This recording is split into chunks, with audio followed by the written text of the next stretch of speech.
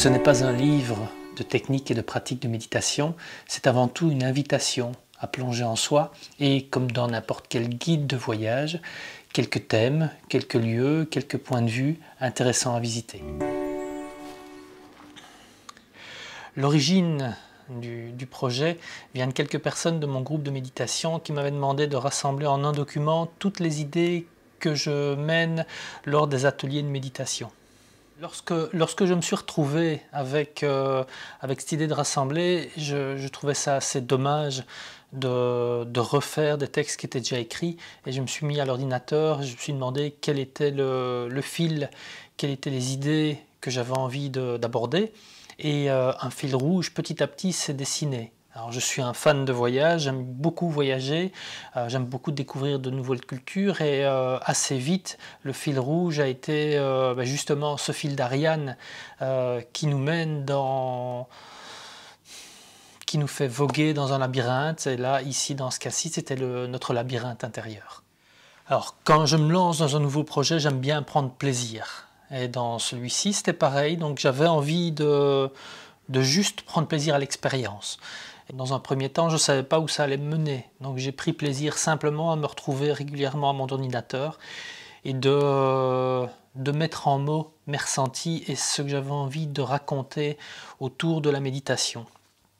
Donc ça a été un processus long, ça a pris un peu plus de 3 ans d'écrire, de relire, de corriger, d'enrichir ou de supprimer certains passages. Et avant tout, c'était l'expérience qui m'intéressait. Donc je ne savais pas où cette expérience allait me mener. Donc une fois que ça a été écrit, il y avait la possibilité de faire un document PDF. Et j'aime trop le contact du papier, j'aime trop le toucher. Et j'ai décidé de trouver un imprimeur de la région, un imprimeur qui allait trouver un papier qui allait caresser nos mains, avec des mots qui allaient caresser nos yeux. Et aussi des illustrations qui allaient donner une saveur à tout ça. Alors, la concrétisation, ça donne d'abord un peu le vertige quand j'ai reçu le bon à tirer, quand l'imprimeur m'a envoyé cet objet mis en forme, qu'on appelle un livre, et que je me suis dit, il y a qu'à le relire, il n'y a qu'à corriger éventuellement, et puis sauter dans la validation du projet. Donc c'était forcément, moi, l'impression de me dévoiler, mais j'avais envie d'offrir à lire, d'offrir à réfléchir,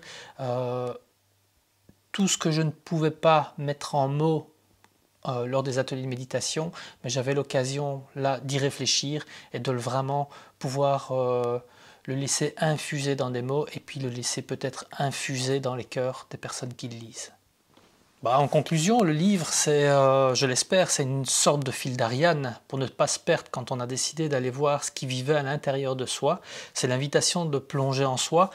Moi, dans mon chemin, j'ai adoré ça, aller voir qui vivait dans ce corps. Et puis aller chercher les ombres, aller chercher les lumières, et ne pas refuser qui on est, mais justement arriver à être pleinement qui l'on est.